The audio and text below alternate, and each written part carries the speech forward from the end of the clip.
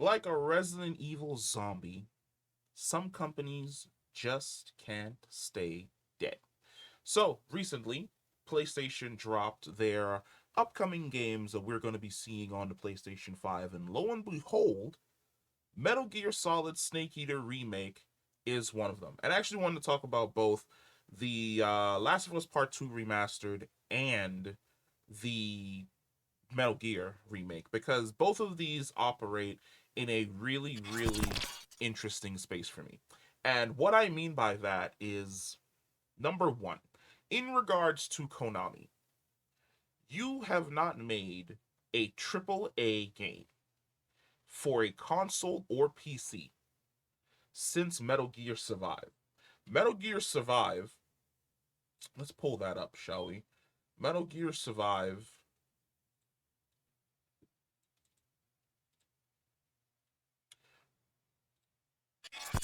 Metal Gear Survive came out in, good God, how long ago was that? We gotta scroll up a little bit, don't we? 2018. It has been 5 years, going on 6 years since you've made a AAA game. Now you may see a bunch of other games on here like Pro Evolution Soccer, that doesn't count. Super Bomberman, that doesn't count. Zone of the Enders, essentially a remake. Contra remake, an update for that game. Another update for a small side game. These don't count. Like the eFootball games and the Pro Evolution Soccer games don't count because essentially these are games that are basically carbon copies of one another. They update the roster to make tweak a few things, but that's essentially it. I am talking about the creation of a game from start to finish with completely unique and new assets. Now, some would say that Metal Gear Survive isn't even that game because it was running off of assets that were found in Metal Gear 5 Ground Zeroes, which is true. And if we are to take that at face value, that would, I'm sorry, not Ground Zeroes, the Phantom Pain. That would mean that they have not made a new game since 2015. 2015 was the last time that they worked on a major AAA game. Now, between then, a lot has happened. Number one, they fired Hideo Kojima. They wiped his name from the company. Number two, they moved from a AAA development studio system to a arcade slash mobile studio system, which means they had multiple teams essentially churning out mobile games, but then they had also multiple teams working on arcade games such as Dance Dance Revolution and other things that sell really really well in Japanese arcades like pachinko machines and fighter games. So for the last 6 to 10 years, this has not been your fort. However, I'm supposed to believe that you are going to come walking into this. You're going to come walking into this gloriously new 2024 year and season. And you are going to deliver a Silent Hill 2 remake and Metal Gear Solid Delta Snake Eater remake. I'm terrified. I'm absolutely fucking terrified. Because the thing about moving from one model to another is that the ecosystem is completely different. Over on phones, you're looking to nickel and dime the people that are purchasing your product, which means you're going to be selling skins, you're going to be selling cosmetics, you're going to be selling certain type of packs. You're probably going to have your own type of in-game currency where people are going to be able to purchase things that make their gaming experience a little bit better, a little bit more lively. That has never been the core of a Metal Gear game ever.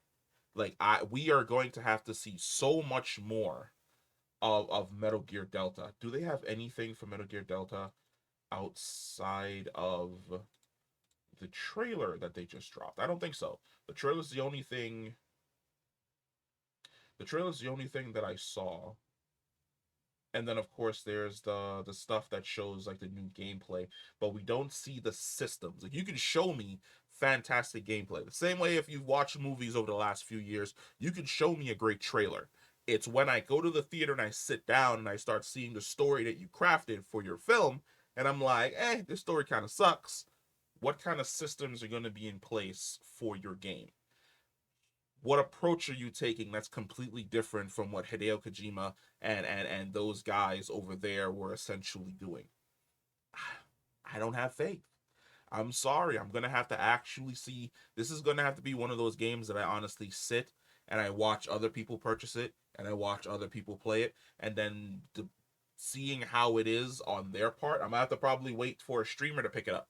And once a streamer picks it up and I see whether or not it is what they said it was, which is it is a game, it is a solid remake with no bullshit, I'm willing to jump in. I'm willing to give you that money. I'm willing to allow you to regain my trust, but I'm not willing to have my wallet fall on that sword. No, no, no, no, no, no. We're gonna let somebody that you're probably gonna kick some funds to stream your game for about a month. Outer Haven, he's a diehard Twitch streamer who, for the most part, for the last few years, all he has ever done is stream every single Metal Gear game, no matter what console it's on. I know for a fact he's willing to fall on his sword and play this when it initially comes out because he's jonesing for a fix. He wants that Metal Gear fix. I'm gonna wait for him. I'm gonna wait for him to essentially play that game and watch him play that game before I'm willing to essentially spend any money in any way, shape, or form on this, like across the board, 100%. I'm not willing to spend money on this. So hey, Outer Haven, hop to it, man. Hop to it. Start playing it. Start enjoying it. And depending on what you say, I might be willing to drop those funds to essentially come back and play this game. The other game that has essentially piqued my interest is the fact that we are getting a remake to The Last of Us. The Last of Us 2 Remastered is getting a remake. And to that I must ask, why? Why are we getting a remake to The Last of Us? And is this something that people are going to have to essentially spend money in order to play? Because here's the thing, right? Here's the major thing. Um The Last of Us came out just a few years ago. And by just a few years ago, I legitimately mean that The Last of Us Part 2 came out in 2020. That was 3 years ago. It launched for the PlayStation 4 and the PlayStation 5. In those last 3 years, you're telling me that we need a remake to The Last of Us in some way, shape, or form? I disagree. If anything, I feel as though because The Last of Us essentially dropped on a next gen console as well, it could have just gotten an HD texture pack that everybody could get. But once again, like beating a dead horse, we got to get as much money as we can out of people using the exact same product. So here we are again. I felt as though The Last of Us number one, part one remastered was warranted because it was an older engine and they were transferring assets from that older engine to the new engine and having it play like the newer game. However, because of how close it is between The Last of Us 2 Part 2, well, The Last of Us Part 2 and this remaster, why? Why a remaster? Is this Ghost of Tsushima did a fidelity and graphical update for the PlayStation 5 and it was free. It was free for people who purchased the game, and then after a while you have to pay like maybe $30 in order to get the remaster plus all of the additional content that they have essentially created. Are you going to be offering that? Are people who own The Last of Us Part 2 on PlayStation 4 and PlayStation 5, are they going to be getting a free update to the remaster? Or are you essentially expecting those people to spend $60 once again? Or maybe $30 once again, but for the most part, probably $60 once again to play through the game all over again with barely minimal updates, minimal things that you'll probably notice going on in the background, a few changes here, a few changes there, but nothing really serious to warrant that change. Can't be me. I played through it once. It was a blast. I dabbled with it here and there as the months went on, and then I moved on to other things. I don't see myself dropping. This is probably good if you've never ever played The Last of Us 2 and you want to play it in its optimal mode. This is great. This is great for those people, but I feel as though if you haven't played The Last of Us 2 by now, you're not going to be interested in purchasing the remaster. The remaster really feels as though it's for people that have essentially played the game and then they want to probably play it in like 4K or 8K or some ignorant shit. Who the fuck knows? But it's definitely not for me.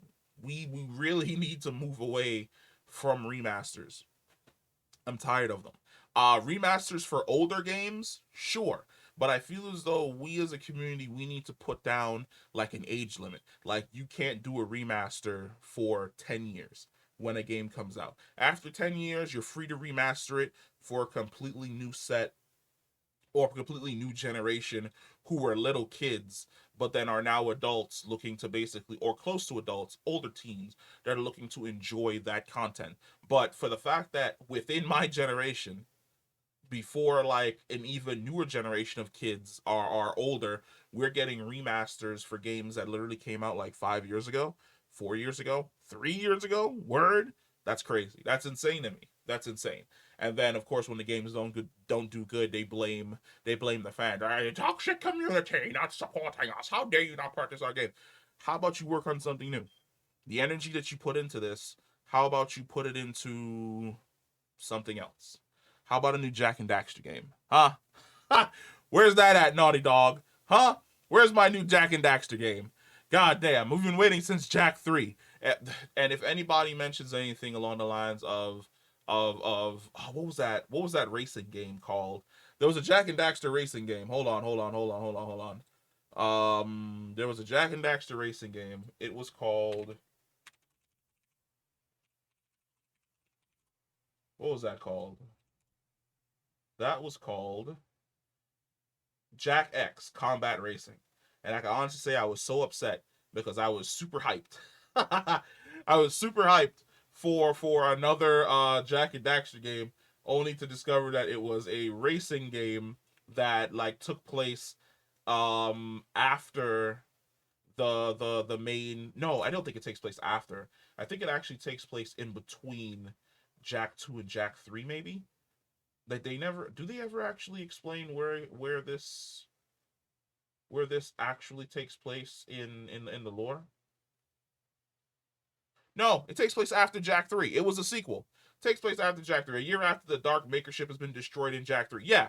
Takes place 1 year after Jak 3. You know what I would love? A video game that takes place literally after Jak 3 that I could just sit down and absolutely enjoy with how the whole time aspect works in the Jak series. But we're not gonna get it. We're gonna get remasters for games that came out 3 years ago instead of remastered for games that came out like literally 15 years ago. I would love a remaster with today's graphics of the entire Jak series from start to finish. Give that shit the God of War treatment. Please. God of War is a game that I believe understands the concept of a remaster, where they had the original series, they didn't touch it, they just went back, created more content, and completely reworked every single system so that it completely felt like a completely new and fresh game when you sat down and played it. But that's just me. Let me know what you guys think. Are you tired of remasters? Are you tired of remakes? Are you tired of remakes and remasters happening within like 2 to 3 years of the last remake and remaster? Let me know. Comment down below, and I will catch you in the next one. Peace.